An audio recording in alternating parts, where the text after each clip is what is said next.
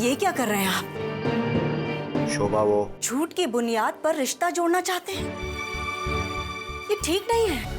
हम किसी से कहाँ झूठ कह रहे हैं? लेकिन सच भी तो नहीं बता रहे। अरे तो कैसे बताएं? गायत्री जी ने साफ साफ कह दिया था कि वो विधवा को बहू बनाने के लिए राजी है, मगर वो तलाकशुदा को कभी बहू नहीं बनाएगी।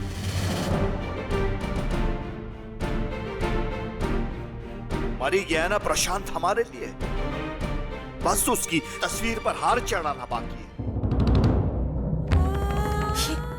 ये क्या कह रहे हैं आप? शोभा, शोभा आसान नहीं है ये सब कह पाना, मगर प्रशांत ने जो कुछ किया उसके बाद। मगर तुम इतनी दुखी क्यों, इतनी परेशान क्यों हो रही हो शोभा? हमने अपने बेटे को भुलाकर अपनी बहू का साथ दिया है, क्योंकि हमारा बेटा गलत था। और उस वक्त तो मां होकर यह फैसला ले पाई, तो फिर आज क्या हुआ? प्रशांत की तरफदारी ना मैंने कभी की है और ना ही आज करूंगी। और जिस तरह से आपने मेरा साथ दिया है उससे भी इनकार नहीं है मुझे। अपनी औलाद से मुंह मोड़कर पराई लड़की को अपना माना है हमने।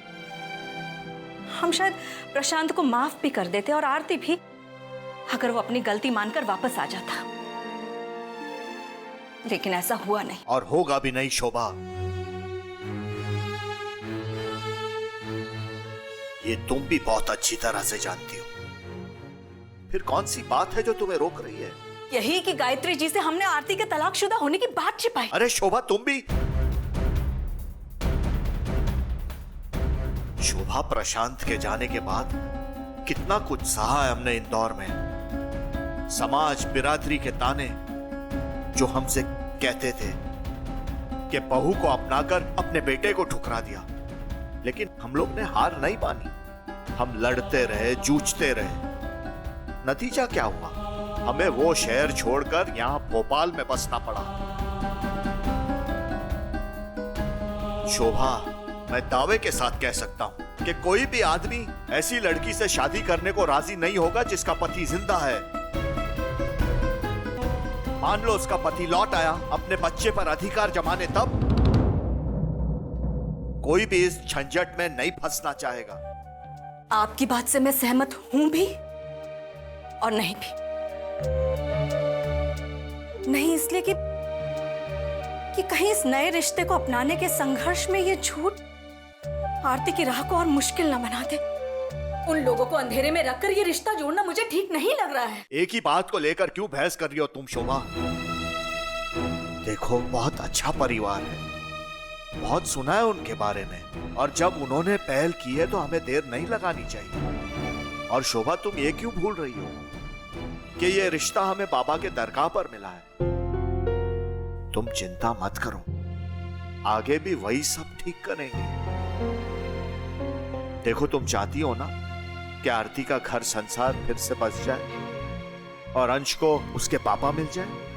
हाँ, मगर ये बस बस, तो फिर मेरी बात मानो। गायत्री जी से सच छुपाना होगा कि आरती विधवा नहीं, तलाकशुदा है। और अब बहस मत करना, तुम्हें मेरी कसम। आरती की यह तस्वीर मैं उनके पास भिजवा देता हूं और तुम आरती से मौका देखकर बात कर लेना।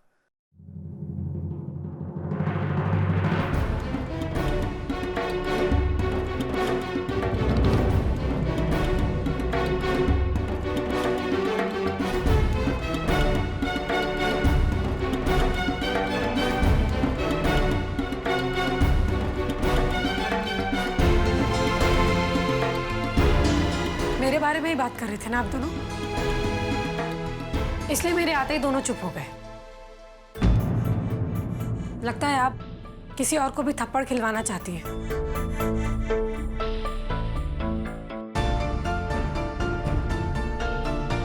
ज्यादा दिमाग चलाने की जरूरत नहीं है। तू ये सोच कि खाने में क्या बनाना है। चल रसोई में चल, मैं आती हूँ। जा ना, जा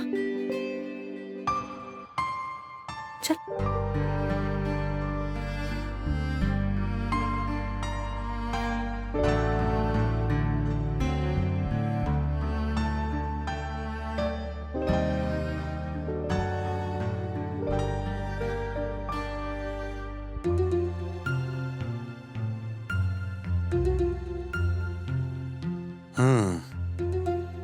इसमें कोई शक नहीं है कि दूसरी पत्नी आ जाएगी तो पहली पत्नी के खोने के दुख को धीरे धीरे भूल जाएगा यश।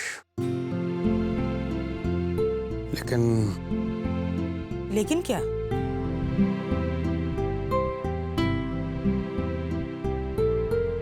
ये लड़की क्या ठीक रहेगी यश के लिए?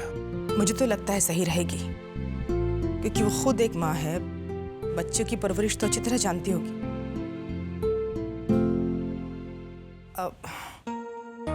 और फिर हम सब भी तो हैं, धीरे धीरे ढाल लेंगे उसे अपने परिवार के रंग ढंग में। इस बार आप बात कीजिए ना बाबूजी।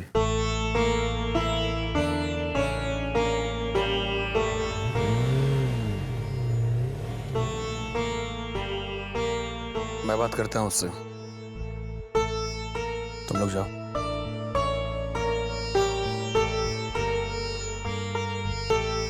यश,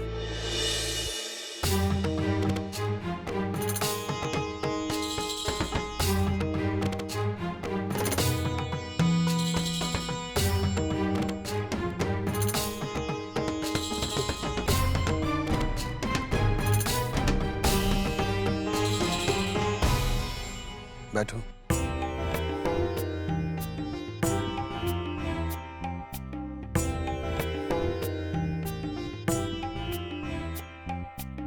बैठो।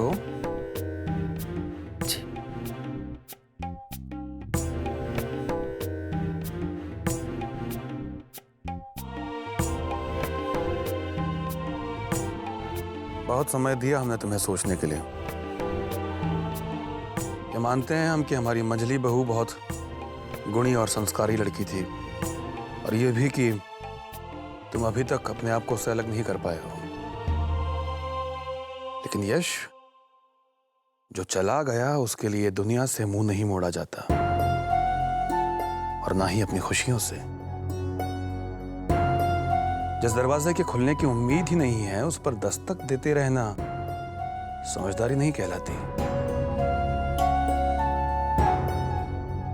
और एक मर्द को औरत के लिए इतना रोना दुखी होना शोभा नहीं देता।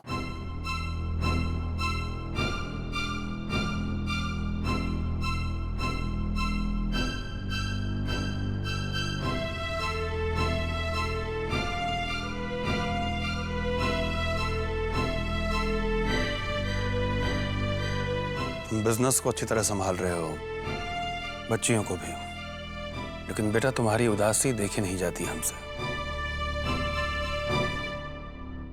आने वाले कल के बारे में सोचो। एक औरत मर्द के बिना जिंदगी गुजार सकती है, लेकिन एक मर्द को जिंदगी के हर पड़ाव पर औरत के साथ के सहारे की जरूरत पड़ती है। दो बच्चियां हैं तुम्हारी, उनके भविष्य के बारे में सोचना चाहिए। प्रतीक की शादी तुम्हारे कारण रुकी हुई है। एक लड़की देखी हमने तुम्हारे लिए, उम्मीद करते हैं तुम्हें पसंद आएगी।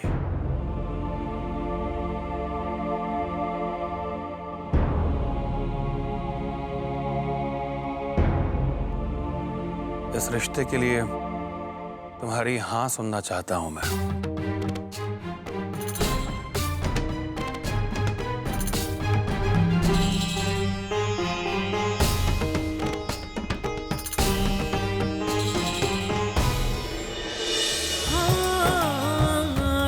से ये मिलकर नैना जाने क्यों फिर झुक जाते